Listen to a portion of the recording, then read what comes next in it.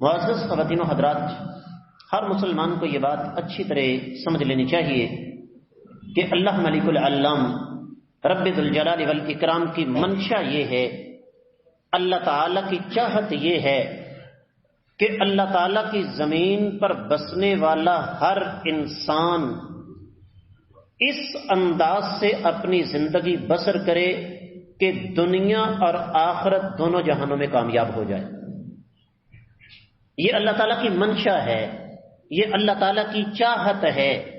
لیکن رب کائنات نے مجھے اور آپ کو پیدا فرمایا، اور پیدا فرمانے کے بعد دونوں راستے سامنے رکھ دیے۔ سیدھے راستے پر چلو گے، دنیا اور آخرت کی سعادتیں تمہاری منتظر ہیں۔ غلط راستے پر چلو گے، دنیا میں نمونہ عبرت بن جاؤ گے، آخرت میں ذلیل ہو جاؤ گے۔ میں نے یہ چند جملے آپ کی خدمت میں کیوں پیش کیے؟ رب کائنات کی توفیق سے آج 7 جمادی الاولیٰ 1441 ہجری اور 3 جنوری 2020 عیسوی ہے، اور ہمارا موضوع تربیت اسلامیہ کے اہداف کیا ہیں، اسلامی تربیت کس قسم کا معاشرہ تشکیل دینا چاہتی ہے، اسلامی تربیت کے فرد اور معاشرے پر کیا اثرات مرتب ہوتے ہیں۔ یقیناً آپ کو اچھی طرح یاد ہوگا کہ پچھلے جمعے میں نے آپ کو یہ بتایا تھا کہ اسلامی تربیت کا دوسرا بڑا ہدف، دوسرا بڑا مقصد یہ ہے کہ اللہ تعالیٰ کی زمین پر بسنے والا ہر مسلمان امام الانبیاء محمد الرسول اللہ صلی اللہ علیہ وسلم کی عملی تصویر کے طور پر نظر آئے، تاکہ وہ دنیا اور آخرت دونوں جگہ پر سعادتیں حاصل کر سکے۔ آج میں اسی موضوع کو لے کر آگے بڑھنا چاہوں گا، اور حقیقت بات یہ ہے کہ اس موضوع کو بیان کرتے ہوئے میں ذاتی طور پر بہت دل گرفتہ ہوں، اور اس کی وجہ، اس کا سبب کیا ہے؟ انتہائی دکھ کی بات ہے کہ آج کے مسلمان کو یہ بات سمجھانا پڑ رہی ہے کہ سارے ادھر ادھر کے راستے چھوڑ کر امام الانبیاء محمد الرسول اللہ صلی اللہ علیہ وسلم کا راستہ اختیار کرو۔ کس قدر درد کی بات ہے، کس قدر دکھ کی بات ہے کہ وہ مسلمان جس کی صورتحال یہ ہے کہ اللہ ملک العلام رب ذوالجلال والاکرام نے جسے امام الانبیاء محمد الرسول اللہ صلی اللہ علیہ وسلم جیسی ہستی مقدسہ عطا فرمائی، اتباع کے لیے، پیروی کے لیے زندگی کے ایک ایک مرحلے پر کسی اور طرف جانے کی مسلمان کو ضرورت تھی، نہ ہے، نہ قیامت تک ہو سکتی ہے۔ اگر مثالی زندگی بسر کرنی ہے تو کائنات کے امام صلی اللہ علیہ وسلم جیسی زندگی بسر کرو۔ افسوس کی بات یہ ہے کہ آج یہ بات مسلمان کو بتانا پڑ رہی ہے۔ اور یاد رکھیے، نبی کریم صلی اللہ علیہ وسلم کی ایک حدیث سے بات کو آگے بڑھاؤں گا۔ آقا علیہ الصلوۃ والسلام نے فرمایا، من لم یرحم صغیرنا ولم یعقر کبیرنا فلیس منا۔ بڑی پیاری حدیث ہے، اور یہ حدیث ہماری معاشرتی زندگی کے بے شمار مسائل کو حل کرتی ہے۔ فرمایا، جو شخص ہم میں سے چھوٹوں کے ساتھ محبت سے پیش نہیں آتا اور بڑوں کی عزت نہیں کرتا، نبی علیہ الصلوۃ والسلام نے فرمایا وہ شخص ہم میں سے ہے ہی نہیں۔ اب اس کو آپ بے شک دنیا کے کسی سرکاری محکمے میں لے جائیں، اس کو آپ اپنی گھریلو زندگی میں لے آئیں، اس کو آپ اپنی معاشرتی زندگی میں لے آئیں، اس کو آپ اپنی مسجد کے اندر لے آئیں، اس کو آپ اپنے دفتر لے جائیں، اس کو آپ اپنی فیکٹری میں لے جائیں، اس کو کسی بھی جگہ پر لے جائیں، یہ ایک حدیث بے شمار مسائل کو حل کر دیتی ہے۔ لیکن یہی حدیث مبارکہ جو ہمیں یہ کہہ رہی ہے کہ جو چھوٹوں کی عزت نہیں کرتا، بڑوں کا احترام نہیں کرتا، وہ ہم میں سے نہیں ہے، اسی حدیث کی زد میں آج کے ان گنت لا تعداد بے شمار مسلمان آ جاتے ہیں. بڑی تلخ بات کرنے لگا ہوں، وہ مسلمان جن کے نزدیک اللہ کے رسول صلی اللہ علیہ وسلم کی عزت، آقا علیہ الصلوۃ والسلام کا احترام، نبی علیہ الصلوۃ والسلام کا وہ مقام نہیں ہے جو ہونا چاہیے. میں آپ کو پہلے بتا دوں، شاید آج کے جمعے میں کچھ تلخ باتیں ہوں، لیکن چمن میں تلخ نوائی میری گوارا کر کہ زہر بھی کرتا ہے بارے تریا کی. ہمارے مسلمان نبی کریم صلی اللہ علیہ وسلم کی ذات بابرکات کے حوالے سے زیادہ تر دو حصوں میں تقسیم ہیں. ایک طبقہ وہ ہے جن کے نزدیک نبی کریم صلی اللہ علیہ وسلم کو اتنا چڑھا دیا جس طرح حدیث میں آتا ہے نا، آقا علیہ السلام نے فرمایا لا تطرونی کما اطرت النصارى ابن مریم انما انا عبد اللہ ورسولہ فقولوا عبد اللہ ورسولہ. مجھے اس طرح مت چڑھا دینا جس طرح عیسائیوں نے عیسیٰ علیہ السلام کو چڑھا دیا تھا. فرمایا میں اللہ کا بندہ اور اللہ کا رسول ہوں، اور مجھے اللہ کا بندہ اور اللہ کا رسول ہی قرار دو صلی اللہ علیہ وسلم. ایک طبقہ وہ ہے جس نے نبی علیہ الصلوۃ والسلام کو بظاہر زبانی کلامی عقیدے کے حوالے سے، عملی طور پر کچھ نہیں، عقیدے کے حوالے سے اتنا چڑھا دیا کہ یہ باتیں میرے اور آپ کے کانوں میں آج بھی آ رہی ہیں کہ اللہ کے پکڑے چھڑا لے محمد کے پکڑے چھڑا کوئی نہیں سکتا. اپنی ایمانداری سے بتائیے کیا یہ اللہ کی شان کے اندر گستاخی ہے یا کہ نہیں؟ اور میں باقاعدہ آپ کو کلپ دکھا سکتا ہوں، میرے پاس محفوظ ہے واٹس ایپ ادھر لیپ ٹاپ میں. اب آوازیں بلند ہونا شروع ہو گئی ہیں. میں نام نہیں اس ہستی کا لیتا، دنیا سے چلے گئے، اللہ ان کے گناہوں کو معاف فرمائے. انہوں نے کہا، ان کے لفظ ہیں، کہتے ہیں میں محفل نعت کو مذہبی مجرا قرار دیتا ہوں. میرے اپنے لفظ نہیں ہے، یہ ثبوت موجود ہے، نام لے لیتا ہوں. مولانا شبیر شاہ حافظ آبادی، اللہ اس بندے کے گناہ معاف فرمائے، کہنے لگے کہ میں محفل نعت کو کیا قرار دیتا ہوں؟ مذہبی مجرا. یہ لفظ ہیں ان کے. کہنے لگے میں ایک جلسے میں گیا، ایک نعت خنات پڑھ رہا ہے، ہاں قیامت والے دن میں نبی علیہ السلام دی کملی پیچھے لک جاؤں گا، اللہ منو لبدا پھرے گا. اب ان کے اپنے لفظ، میں نے کہا تھلے بے پاگل دا پتر نہ ہوئے تھے، اللہ تعالیٰ سے کون چھپ سکتا ہے؟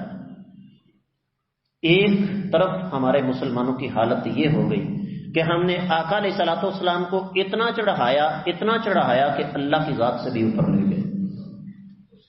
لیکن یہ صرف زبانی کلامی اور عقیدے کی حد تک. اور دوسری طرف جب عملی زندگی کی باری آئی تو نعوذ باللہ ہم نے کائنات کے امام صلی اللہ علیہ وسلم کو کہاں تک پہنچا دیا کہ آقا آپ ایک کونے میں تشریف رکھیں. ہمارے پاس یہ معروف 4 ہستیاں ہیں، مالک، شافعی، احمد بن حنبل اور ابو حنیفہ. اگر تو ان کی بات آپ کی بات کے مطابق ہوگی تو ہم آپ کی بات کو مانیں گے، ورنہ نہیں مانیں گے. میں ہمیشہ آپ کو کیا سبق پڑھاتا ہوں؟ توازن، اعتدال، انتہا پسندی سے بچنا. اور یاد رکھیے پھر جب ہوتا بلا کیا ہے، توجہ کیجیے گا، تربیتی حوالے سے ایک بات سمجھا دو، یہ بھی اسلامی تربیت کا ایک حصہ ہے. ایک عام مسلمان، سادہ لو مسلمان، اس کو کیسا ہونا چاہیے؟ قرآن کہتا ہے وَإِن تَنَازَعْتُمْ فِي شَيْءٍ فَرُدُّوهُ إِلَى اللَّهِ وَالرَّسُولِ إِن كُنتُمْ تُؤْمِنُونَ بِاللَّهِ وَالْيَوْمِ الْآخِرِ. سورۃ النساء 59ویں آیت مبارکہ 5ویں پارے میں. جب بھی کسی معاملے میں تمہیں کوئی نزاعی صورتحال پیش آ جائے، اختلاف کی صورتحال پیش آ جائے، تو اس مسئلے کو اللہ اور اللہ کے رسول صلی اللہ علیہ وسلم کی تعلیمات پر پیش کرو. اور قرآن کیا کہے؟ وَلَا تَنَازَعُوا فَتَفْشَلُوا وَتَذْهَبَ رِيحُكُمْ. آپس میں جھگڑنا نہیں، ورنہ تمہاری فتح شکست میں بدل جائے گی، دشمن پر تمہارا روب ختم ہو جائے گا. قرآن کہے کہ وَاعْتَصِمُوا بِحَبْلِ اللَّهِ جَمِيعًا وَلَا تَفَرَّقُوا. آپس میں لڑو نہیں، اللہ کی رسی کو سارے مضبوطی سے تھام لو. اب ایک عام مسلمان کیا کرے گا؟ اسے جب بھی کوئی مسئلہ درپیش ہوگا وہ کہے گا جی یا قرآن سے دیکھنا ہے اور یا بولو حدیث سے دیکھنا ہے۔ ان دونوں چیزوں کو چیلنج نہیں کیا جا سکتا۔ یہ کوئی فرقے کی بات نہیں، کوئی مسلک کی بات نہیں، کوئی مکتبہ فکر کی بات نہیں، کوئی تنظیم، کوئی گروہ، کوئی مسلک، کسی کی بات نہیں۔ اللہ کا قرآن، نبی علیہ السلام کا فرمان۔ لیکن جب دین چڑھ جائے گا نا ان لوگوں کے ہتھے جن کے نزدیک، بڑا سخت لفظ استعمال کروں گا، دین ایک پیشہ ہے، پیسہ کمانے کا ذریعہ ہے، جن کے نزدیک دین ایک ذاتی ملکیت ہے، وہ پھر کیا کریں گے؟ وہ مسئلے کا حل جا کر پکڑیں گے اپنے پیر، امام، بزرگ، شیخ کی کتاب سے، اور پھر اس کی تائید میں احادیث ڈھونڈیں گے۔ حدیث نہیں مل سکے گی تو اپنی طرف سے گڑھ دیں گے۔ آج سے 115 سال پہلے آپ کو بیت اللہ میں 4 مصلے نظر آئیں گے۔ آؤں گا میں اسی طرف کہ اسلامی تربیت کا ہدف کیا ہے کہ ہر مسلمان نبی کریم صلی اللہ علیہ وسلم کی عملی تصویر ہو۔ آج سے 115 سال پہلے بیت اللہ جو کہ اسلامی وحدت کا مرکز ہے، جہاں کالے، گورے، لمبے، ٹھگنے، افریقی، امریکی، سوڈانی، یونانی سارے کے سارے ایک ہو جاتے ہیں، جن کو اللہ نے حج عمرے کی سعادت بخشی ہے، وہاں آپ کو کوئی طواف کرتے ہوئے لائن نہیں ملے گی کہ یہ لائن پاکستانیوں کی ہے، یہ امریکیوں کی ہے، یہ کروڑ پتیوں کی ہے، یہ مزدوروں کی ہے۔ اس بیت اللہ میں کتنے مصلے بچھے بھائی؟ 4۔ حنفی، شافی، مالکی، حنبلی ایک دوسرے کے پیچھے نماز نہیں پڑھتے، اور حدیث اپنی طرف سے گھڑی۔ بھائیوں کی توجہ، میرے لیے سرمایہ حیات ہے، لیکن خصوصی گزارش ہے کہ آج خاص توجہ کیجیے گا۔ ایک حدیث اپنی طرف سے گھڑی کہ جی نبی علیہ السلام نے فرمایا اختلاف امتی رحمت، میری امت کا اختلاف رحمت ہے۔ مجھے زیادہ نہیں 31واں سال ہے باقاعدہ ایک طالب علم کی حیثیت سے قرآن و حدیث پڑھتے ہوئے، صحیح سند کے ساتھ یہ حدیث مجھے نہیں مل سکی۔ قرآن کیا کہے کہ وَاعْتَصِمُوا بِحَبْلِ اللَّهِ جَمِيعًا وَلَا تَفَرَّقُوا، اللہ کی رسی کو سارے مل کر مضبوطی سے پکڑو، آپس میں تفرقہ بازی کا شکار نہ ہو جاؤ۔ جس ہستی مقدسہ پر قرآن نازل ہوا ہے، کیا وہ ہستی کہہ سکتی ہے کہ آپس میں لڑو؟ یہ تمہارے لیے رحمت ہے۔ اور سنیے، میں یہ چاہتا ہوں کہ آج ایک اور راز آپ کے سامنے رکھوں۔ امام مالک، امام شافعی، امام احمد بن حنبل، امام ابو حنیفہ، ان کا امت کی اس تقسیم کے ساتھ کوئی تعلق واسطہ نہیں ہے۔ امام مالک رحمۃ اللہ علیہ، ایک بات چھوٹی چھوٹی ان کی سنا کر بات کو آگے ختم کروں گا، وقت مختصر ہوتا ہے۔ امام مالک 179 ہجری میں فوت ہوئے، بلکہ اس سے پہلے ابو حنیفہ، ان کا انتقال 150 ہجری میں ہوا ہے۔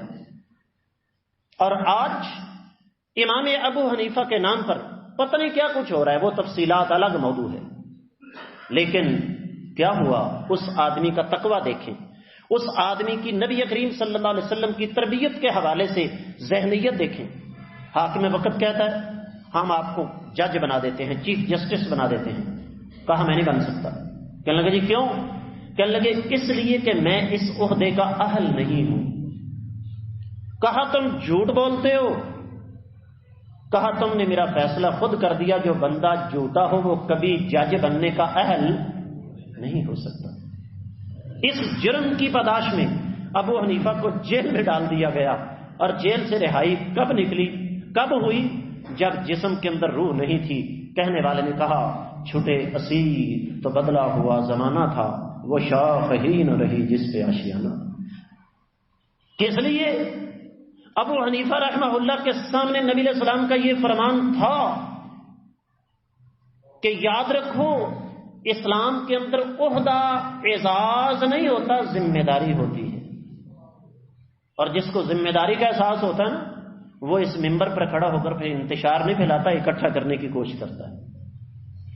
امام مالک 179 ہجری میں فوت ہونے والی شخصیت، حاکم وقت، اس دور کا گورنر،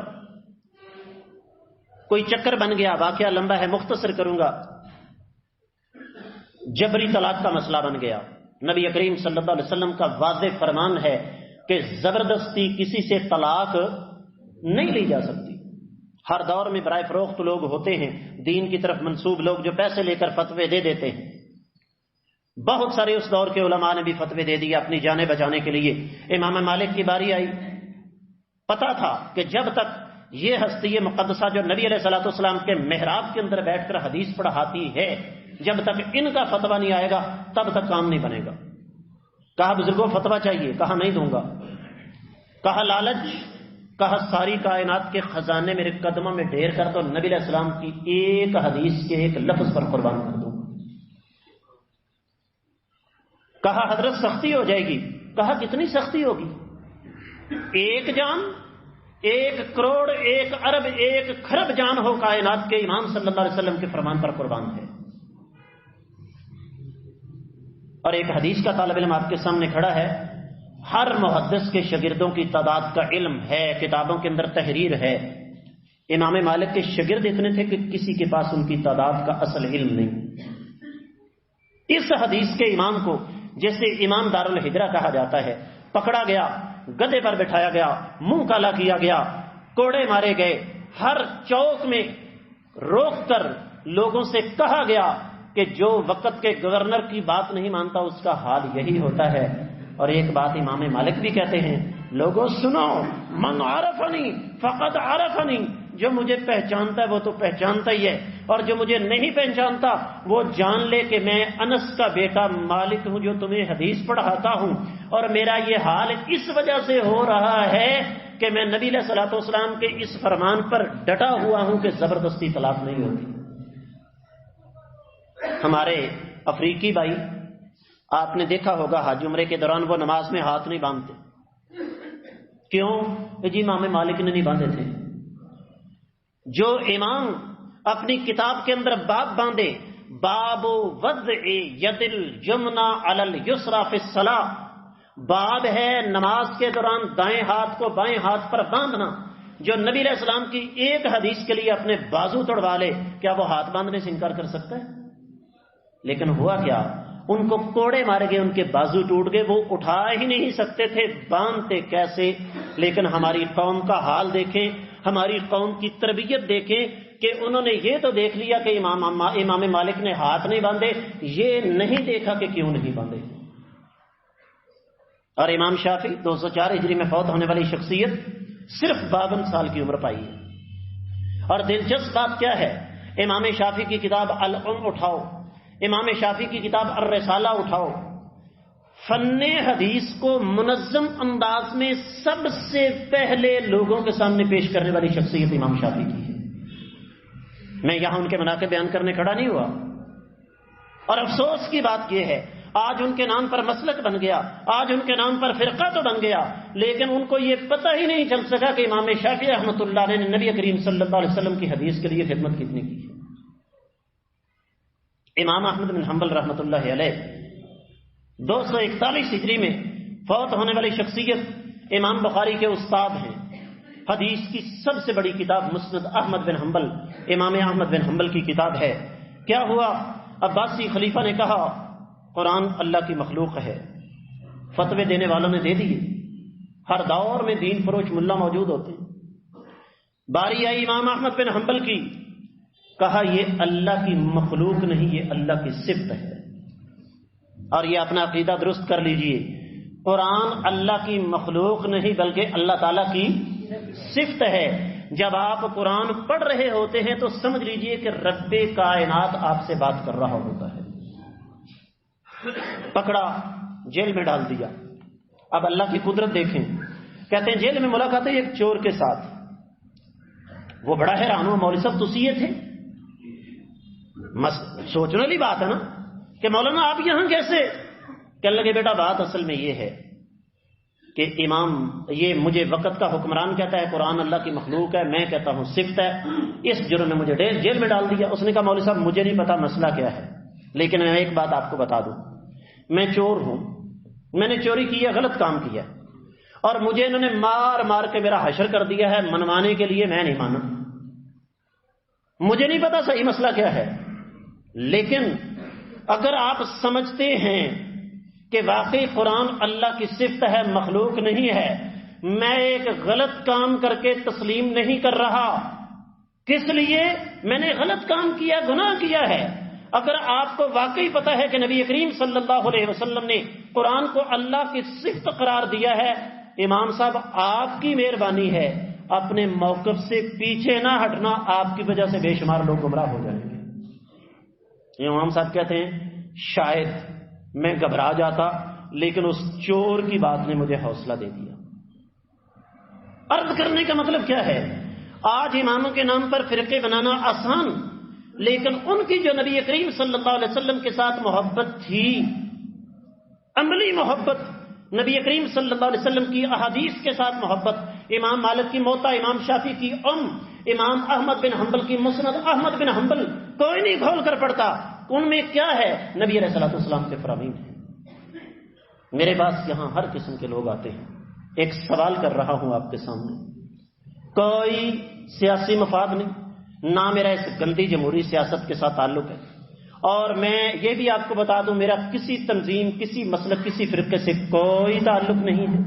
میں اپنے بھائیوں کو اتفاق اور اتحاد کی دعوت دیتا ہوں، لیکن یہاں آج ابھی اور اسی وقت اپنے آپ سے ایک سوال کیجئے، آپ کا کوئی بھی لیڈر ہے، چاہے وہ سیاسی ہے، چاہے وہ مذہبی ہے، یہاں بیٹھ کر اپنے آپ سے ابھی اور اسی وقت ایک سوال کیجئے، ایک طرف کائنات کے امام صلی اللہ علیہ وسلم کا فرمان ہو اور دوسری طرف میرے سیاسی، میرے مذہبی لیڈر کی بات ہو، میں نے ترجیح کس کو دینی ہے؟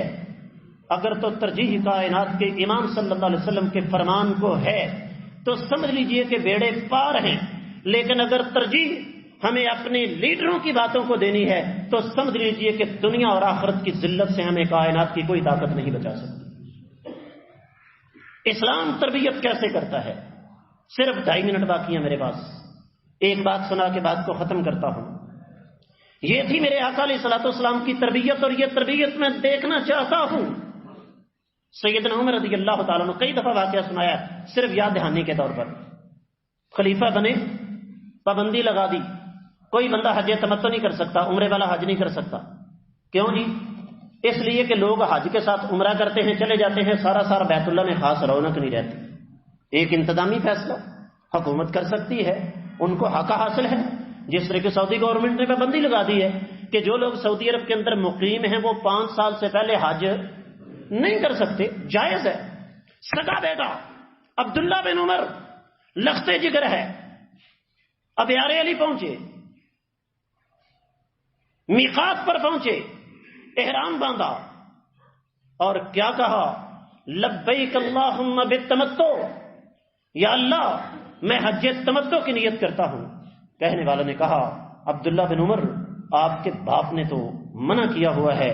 فرمایا سنو، تم آج یہ کہتے ہو کہ میرے باپ نے منع کیا ہوا ہے، میں تم سے سوال کرتا ہوں، دین میرے باپ پر نازل ہوا تھا کہ محمد رسول اللہ صلی اللہ علیہ وسلم پر نازل؟ یہ ہے وہ تربیت جو میں آپ کو سمجھانا چاہتا ہوں۔ آج اللہ کے نبی صلی اللہ علیہ وسلم کے نام پر کیا ہو رہا ہے؟